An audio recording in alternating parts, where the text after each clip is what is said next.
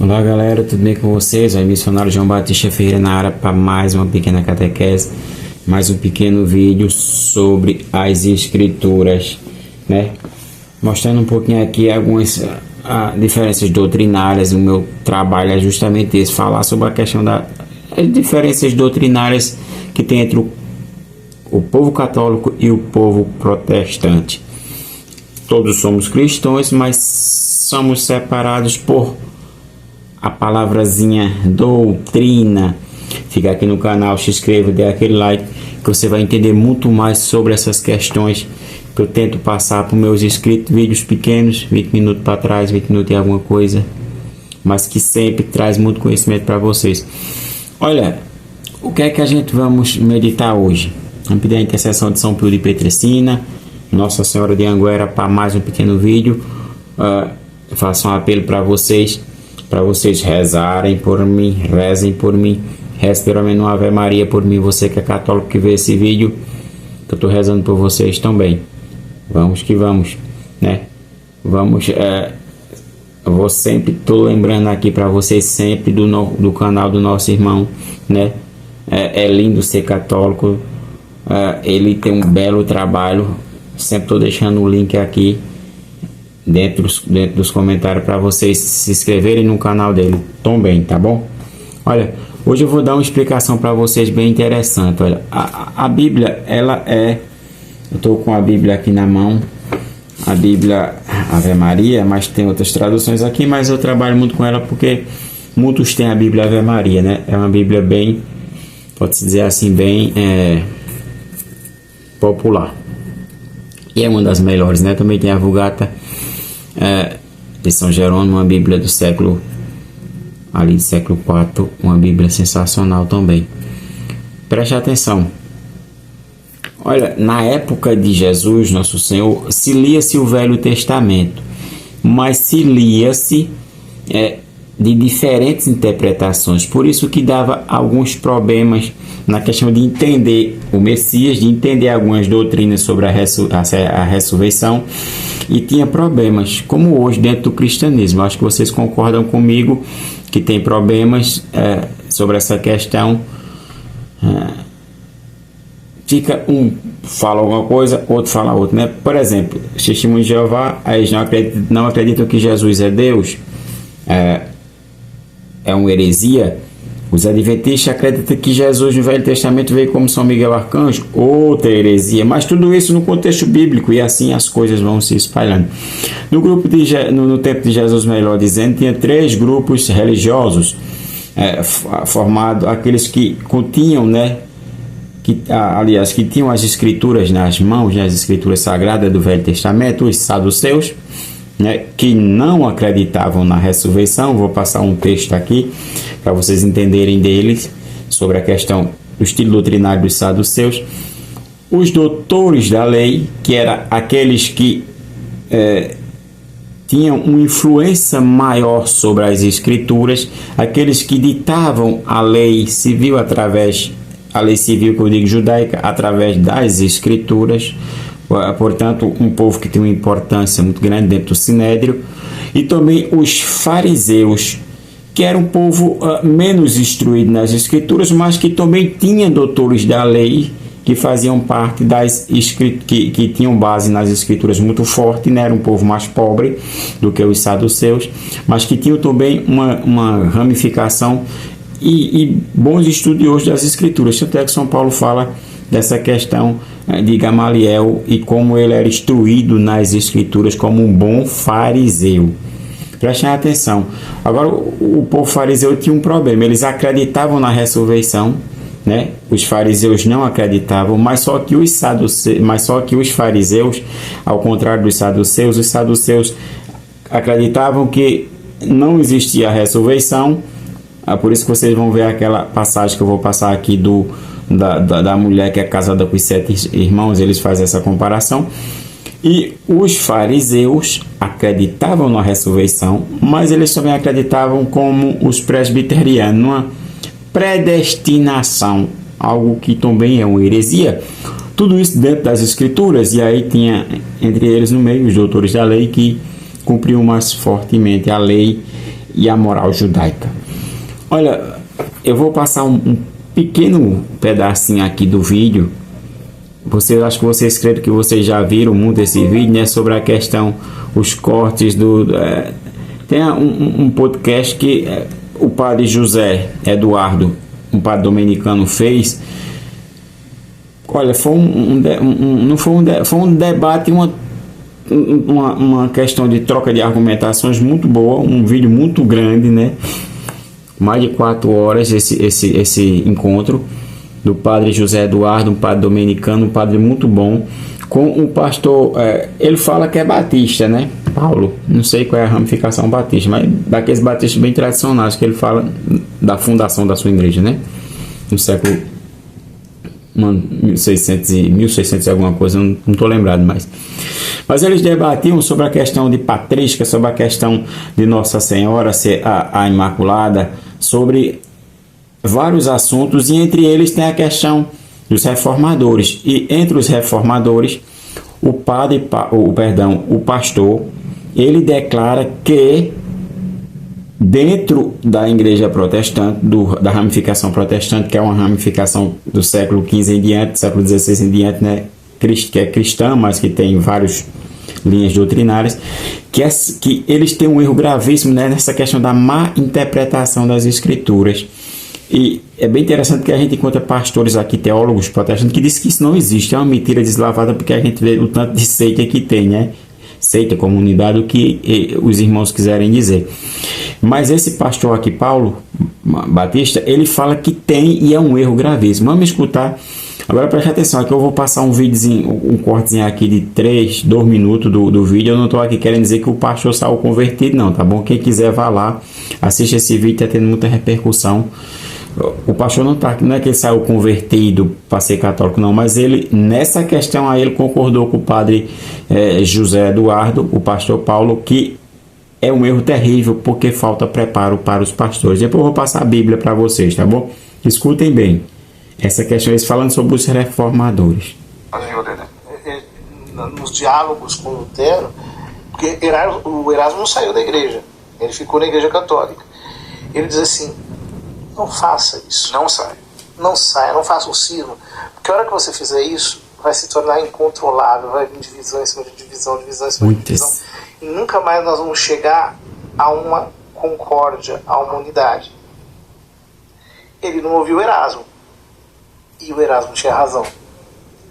Porque, na verdade, o amplo complexo denominacional, inumerável, porque deve ter igreja sendo fundada hoje, né?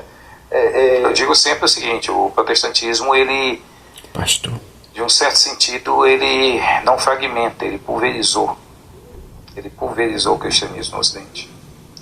Hoje as seitas mais perigosas ao cristianismo não são seitas católicas. Escutem bem o que ele vai falar. São seitas protestantes. As seitas que mais rivalizam a mensagem do Evangelho em qualquer lugar do mundo ocidental que você imaginar. São as Testemunhas de Jeová, Adventistas do sétimo dia, Mormons. Todas elas de matriz protestante. Eu acho, padre, que é muito legal a gente ter a Bíblia na própria língua da gente.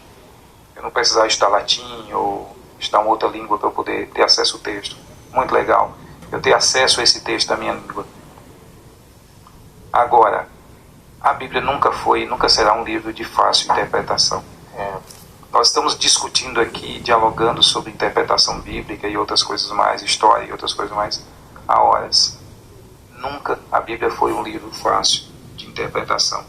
Nunca. Olha, prestem atenção o que ele está falando aqui, ó.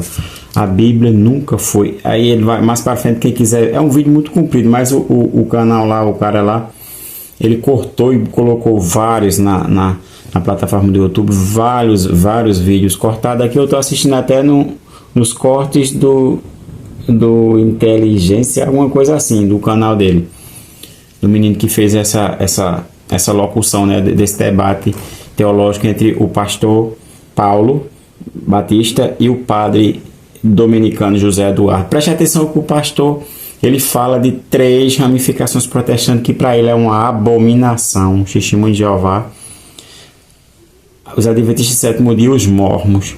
porque ele acha que carece. Eles passaram 4 horas debatendo, num debate cordial, teológico, com Bíblia, e não entraram em um denominador comum. 2 teólogos, o padre e o pastor, que estudou muito também.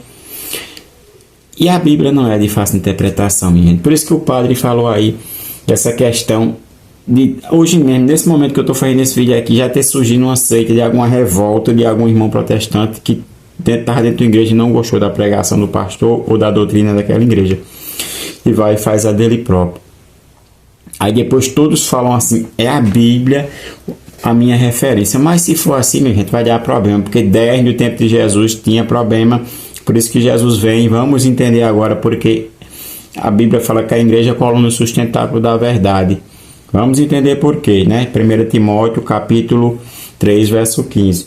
Olha, para entender um pouco, vamos entender mais essa questão. No capítulo 19 de São Mateus, versículo 16 em diante, vem o jovem rico perguntar ao nosso Senhor Jesus Cristo o que é que ele deve fazer para entrar na vida eterna, né? No versículo 17, nosso Senhor responde, né? Por que me perguntas a respeito do que se deve fazer de bom? Só Deus é bom. Se queres entrar na vida, observa os mandamentos. Aí o jovem pergunta, quais? Perguntou, quais? Jesus respondeu, não matarás, não cometerás adultério, não furtarás, não dirás falso testemunho, honra pai e mãe, né? Amarás o teu próximo como a ti mesmo. Aí Jesus vai dando uma explicação para ele sobre a questão dos mandamentos, sobre a lei, né? Sobre o que a lei mandava. Prestem atenção que aí Jesus dá uma indicação para ele que ele tem que ter uma boa interpretação da lei, né? Tanto é que se você for ler esse versículo mais para baixo, esse texto, ele vai dizer que observa bem essas coisas, né? Essa questão aí. No capítulo 22, né? A gente vai encontrar um problema de interpretação dos saduceus que não acreditavam na ressurreição. Imagine que era aquele texto sobre a questão.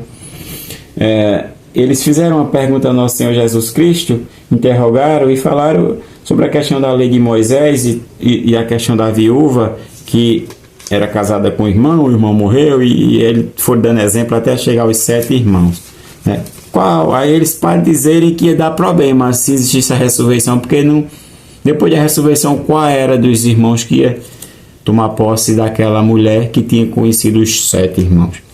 Aí Jesus fala no versículo 29 do capítulo 22 de São Mateus. Escutem bem como é difícil interpretar as escrituras de uma maneira particular, fazendo por zona essa questão de interpretação de cada uma seita, né? Ou cada uma comunidade protestante. Prestem atenção. Versículo 29 do capítulo 22 de São Mateus. Respondeu-lhe Jesus, errais, não compreendendo as escrituras nem o poder de Deus.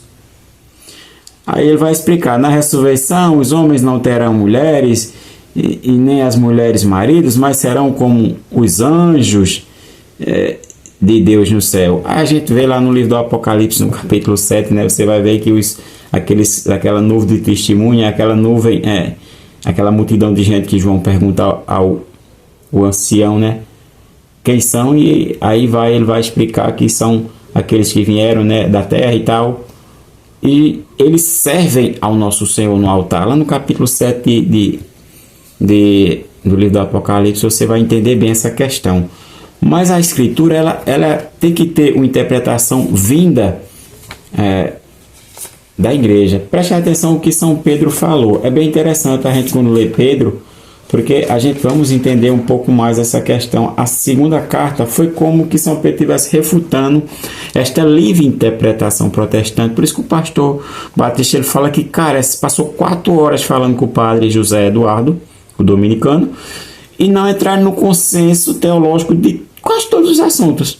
Mas, apesar disso, o pastor é educado e o pastor muito estudioso com a patrística, apesar de a patrística dele não ter tanta referência, e acabou que ele não foi bem legal, porque parece um pouco frágil a patrística dele, um pouco de adulteração, mas até ele mesmo reconhece isso, que não tem fontes que revelam de fato se aquele texto foi daquele escritor, e o padre bem estudioso da patrística, né, falei, cadê as fontes? Aí não tinha as fontes, e ficou meio assim, o pastor ficou meio devendo sobre essa questão, porque ele dava interpretação dos textos da patrística, mas um texto que estava um pouco adulterado, porque não tinha as fontes seguras.